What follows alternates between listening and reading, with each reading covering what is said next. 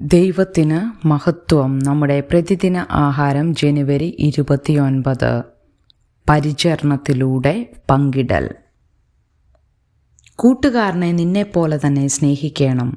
അപ്പോസ്തലനായ പൗലോസ് ഗലാത്യർക്കെഴുതിയ ലേഖനം 5-ാം അധ്യായം 14-ാം വാക്യം. താൻ ആർക്കെങ്കിലും ഒരു അനുഗ്രഹമായി തീരണമെന്ന് ഒരു യുവ പാസ്റ്റർ ദിവസവും രാവിലെ പ്രാർത്ഥിക്കുമായിരുന്നു. പലപ്പോഴും തന്നെ വിസ്മയിപ്പിച്ചുകൊണ്ട് അങ്ങനെയുള്ള അവസരങ്ങൾ തനിക്ക് ലഭിക്കുമായിരുന്നു. ഒരു ദിവസം ഒരു സഹപ്രവർത്തകനോടൊപ്പം വെയിലത്തിരിക്കുമ്പോൾ അയാൾ പാസ്റ്ററോട് യേശുവിനെക്കുറിച്ച് ചോദിച്ചു. തർക്കിക്കുകയോ ശബ്ദമുയർത്തുകയോ ചെയ്യാതെ മറ്റേയാളുടെ ചോദ്യങ്ങൾക്ക് പാസ്റ്റർ ലളിതമായി ഉത്തരം നൽകി.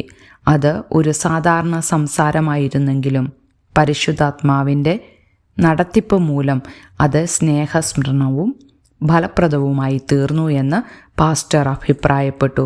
ദൈവത്തെക്കുറിച്ച് കൂടുതൽ അറിയാൻ ആഗ്രഹമുള്ള ഒരു പുതിയ സുഹൃത്തിനെയും അതുമൂലം ലഭിച്ചു. പരിശുദ്ധാത്മാവ് നമ്മെ നയിക്കാൻ അനുവദിച്ചാൽ യേശുവിനെക്കുറിച്ച് മറ്റുള്ളവരോട് ഏറ്റവും നന്നായിട്ട് പറയാൻ സാധിക്കും. യേശു തൻ്റെ ശിഷ്യന്മാരോട് പറഞ്ഞു, എന്നാൽ പരിശുദ്ധാത്മാവ് നിങ്ങളുടെ മേൽ വരുമ്പോൾ നിങ്ങൾ ശക്തി ലഭിച്ചിട്ട് എൻ്റെ സാക്ഷികളാകും എന്ന് പറഞ്ഞു.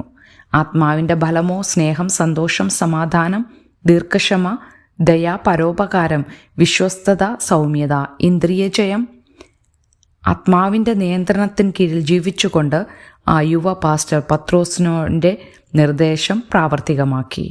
നിങ്ങളിലുള്ള പ്രത്യാശയെക്കുറിച്ച് ന്യായം ചോദിക്കുന്ന ഏവനോടും സൗമ്യതയും ഭയഭക്തിയും പൂണ്ട് പ്രതിവാദം പറവാൻ എപ്പോഴും ഒരുങ്ങിയിരിപ്പിൻ.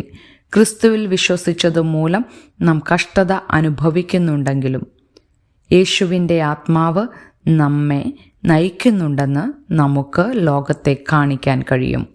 അപ്പോൾ നമ്മുടെ ജീവിതം മറ്റുള്ളവരെ ക്രിസ്തുവിലേക്ക് ആകർഷിക്കും. ചിന്തിക്കുക, യേശുവിനെക്കുറിച്ച് മറ്റുള്ളവരോട് പറയുമ്പോൾ നിങ്ങളുടെ സംഭാഷണ ശൈലി എന്താണ്? പരിശുദ്ധാത്മാവിൻ്റെ നിയന്ത്രണത്തിൽ സംസാരിച്ചാൽ നിങ്ങളുടെ വാക്കുകൾ കൂടുതൽ ഫലപ്രദമാക്കുകയില്ലേ? ദൈവത്തിന് മഹത്വം.